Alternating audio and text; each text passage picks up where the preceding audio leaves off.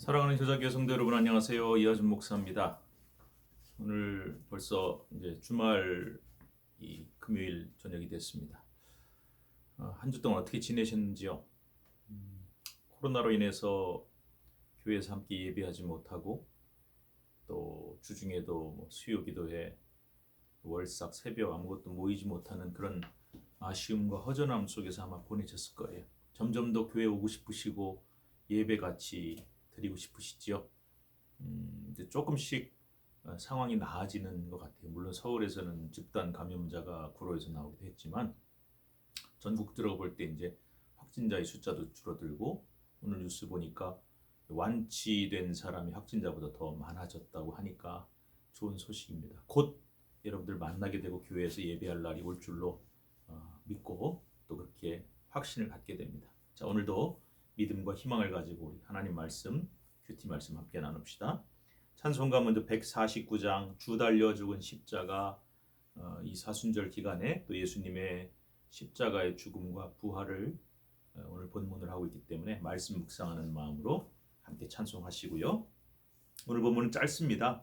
요한복음 19장 38절에서 42절 말씀.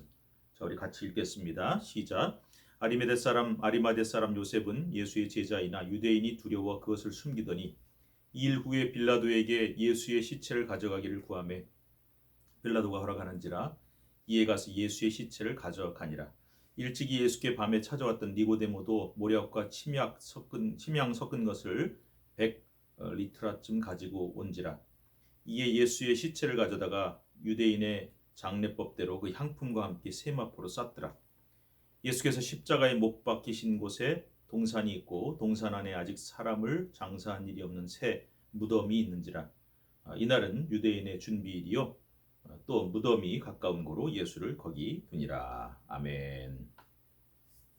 예수님을 믿고 따랐던 사람들 중에는 물론 세리, 창기, 또 죄인들, 병든 자 이런 그 당시 사회적 약자들이 많았어요. 그래서 예수님을 죄인의 친구라고 이렇게 조롱하기도 했었죠. 그런데 예수님을 따르고 믿었던 사람들 중에 적지 않은 숫자가 유대의 종교 지도자들이 있었고 그 다음에 그 사회에서 상당히 영향력을 끼치던 지도자 계층들도 있었다는 겁니다. 문제는 가난하고 소외된 사람들은 예수님 따르는 데 있어서 그렇게 손해볼 게 별로 없어요. 조롱, 손가락질 이미 다 받고 있는 상태에서 예수님 따른다고 크게 손해볼 일은 없어요. 그런데 이렇게 그 종교적으로나 정치적으로나 사회적으로 꽤 높은 자리에 기득권을 갖고 있던 사람 입장에서는 예수의 제자라는 소리를 들을 때는 상당히 그 큰 손해를 감수해야 하는 거죠. 심지어 예수님을 미워하고 죽이려고 하는 유대 종교 지도자들의 입장에서는 출교라고 하는, 이제 오늘날에도 우리 헌법에 보면은 교회에서 이제 책벌을 해요. 그 중에 제일 강한 게 센 게 뭐냐면 출교예요. 교회에서 내쫓는 거죠. 그런데 요즘에 출교가 이렇게 큰 의미가 없어졌다는 거예요. 이 교회 쫓겨나면 딴 교회 가면 되고, 이 교단에서 쫓겨나면 저 교단 가면 되고, 이런 식으로 이제 이 의미가 상당히 퇴색이 됐죠. 그러나 당시 유대인 공동체에서 이 출교는 어마어마한 벌이었어요. 유대의 어떤 회당과 종교 공동체에서 쫓겨나는 뿐만 아니라 유대인들의 공동체에서 완전히 매장이 되는, 먹고 살 길이 막막해지고 완전히 인격적으로 매장이 되고 마는 그런 끔찍한 벌이었어요. 제일 무서운 말이죠. 너 출교시킨다. 그러니까 이 출교란 말이 성경에 종종 나오는 이유는 특별히 이렇게 지도층에 있고 기득권을 가진 사람들은 출교당할까 봐 두려워지는 일들이 생긴 거예요. 그래서 우리 요한복음 12장에도 42절에 보면은 출교당할까 봐 그 당시 어떤 그 관리들, 관료들, 관원들 이런 사람들이 예수님을 많이 따랐지만 드러내놓고 따를 수가 없는, 숨길 수밖에 없었다고 말씀하고 있는데, 오늘 여기 등장하는 아리마대 사람 요셉, 또 니고데모 이런 사람들이 다 이제 거기 해당이 되죠. 아리마대 사람 요셉은 부자였다고 마태마가복음에 나오고 또 공회원이었어요. 그러니까 유대인의 종교의회라고 할 수 있는 사네드린, 오늘날로 치면은 국회의원쯤 되는 사람이에요. 꽤 기득권을 가진 지도층이었죠. 니고데모도 지도층이었고, 그러니까 이 사람들은 예수님을 드러내고 믿을 수가 없었고, 아까 말씀드린 대로 요한복음 12장 42절에 보면은 다 숨겼다고 해요. 뭐 그럴 수밖에 없죠. 여러분 오늘 우리도 사실은 예수님을 믿지만은 비겁할 때가 많습니다. 뭐 손해 볼까봐 내가 예수 믿는다 그러면은 나쁜 짓도 같이 못하고 같이 가는데도 못 따라가고 뭐 이런 어떤 두려움도 있죠. 저도 학생 때 그랬었거든요. 그러니까 지금과는 비교할 수 없는 그런 예수님을 드러내놓고 믿는다고 할 수 없는 그런 입장이었던 것을 우리는 충분히 이해하지만 우리도 그렇게 좀 비겁하게 예수님을 믿고 담대하게 믿지 못하는 손해를 두려워하는 그런 모습이 오늘 우리들의 모습이라고 할 수가 있죠.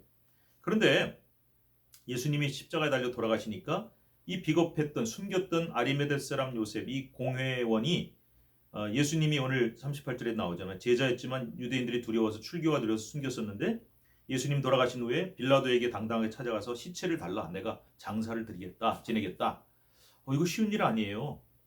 우리 신앙은요 위기의 때 손해보는 때 제일 드러나죠. 그러니까 이 사람이 좀 비겁했었고 그동안은 두려워했었지만은 예수님이 십자가에 달려 돌아가시는 것을 본 순간 아마 믿음이 더 생겼는지 확신이 생겼는지 당당하게 빌라도에게 찾아가서 예수님의 시체를 달라 그래서 장사를 지내게 되고 그 다음에 일찍이 예수께 밤에 찾아왔던 니고데모라는 사람도 모략과 침향 섞은 것을 100리트라쯤 갖고 왔다. 약 한 1리트라가 한 327g 정도 된다니까 100리트라면 어마어마한 양이거든요. 이거는 일반인들에게는 절대로 쓰는 양이 아니에요.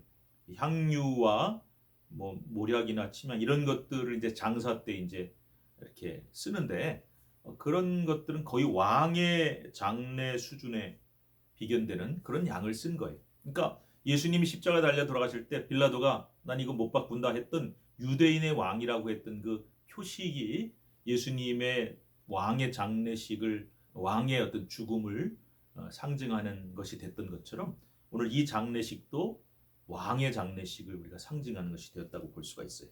그래서 이제 예수님 시체를 가져다가 유대인의 장례법대로 향품과 함께 세마포로 쌌고 그 동산 예수님이 십자가에 못 박인 곳의 동산 안에는 아직 사람을 장사한 일이 없는 새 무덤이 있었다.